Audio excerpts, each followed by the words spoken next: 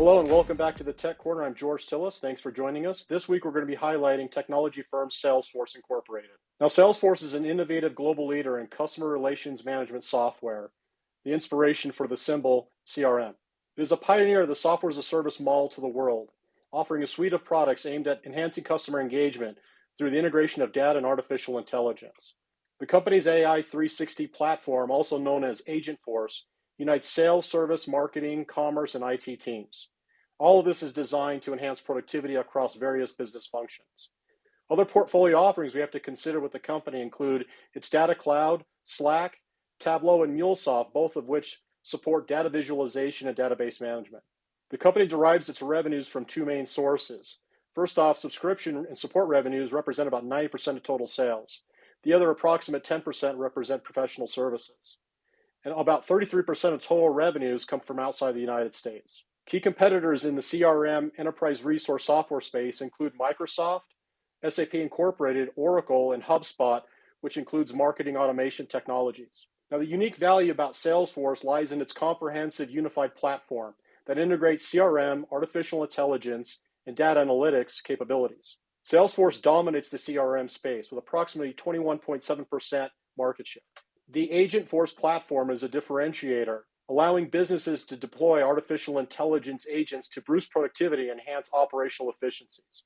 It is actually one of the few tech companies to demonstrate consistently successful merger and acquisition activities. It's actually made about 40 acquisitions, major ones, since 2009, most recently purchasing Slack for $27.7 billion in 2021. In recent news for the company, they reported earnings and revenues back on the 26th of February. They generated $2.78 on a non-GAAP basis. That was higher by actually 21% compared to the same quarter last year. The company generated just shy of $10 billion in revenue, higher by about 7.5% year over year, but they did miss by a slight margin of $50 million. They also projected fiscal year 2026 revenues at a midpoint of around $40.7 billion. It was slightly less than the consensus estimates, which were over $41.5 billion. Now, there were many other positives that the company highlighted when they posted earnings. First off, Agentforce AI is gaining significant traction with over 5,000 new deals last fiscal year. This also positions the company for major growth in the AI market. The Salesforce Data Cloud and AI business achieved annual recurring revenue growth of over 120% year over year. This indicates robust adoption and a clear monetization strategy for its AI investments.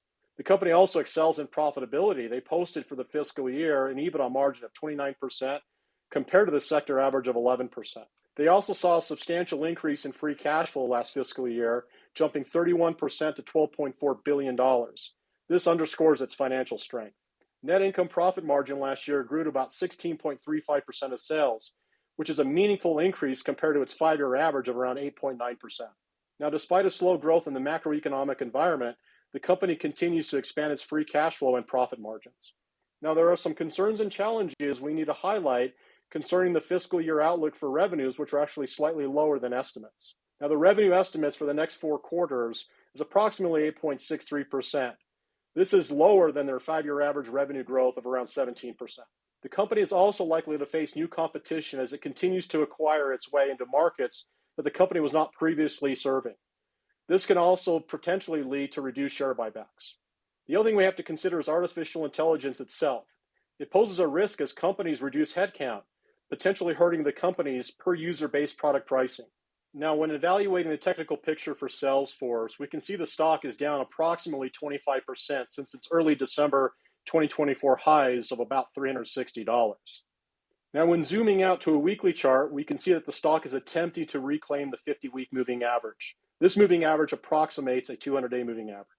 We can also see that momentum is weak, as indicated by the weekly RSI below 40, as well as a negative value area in the MACD crossover, the moving average convergence divergence line, which is below 0.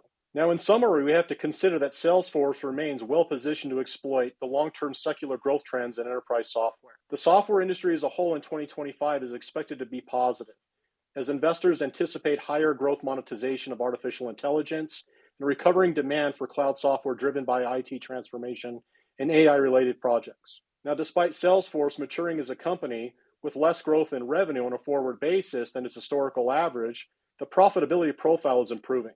The company is also undergoing share buybacks, which adds to the potential for high return on equity investment to come. Now, next week on the Tech Corner, we're going to be highlighting Broadcom, a major player in the AI space, and a company that some would argue is part of the Magnificent Eight. That's it for the Tech Corner this week. I'm George Tsilis. Please like and subscribe to the Schwab Network. We'll see you next week.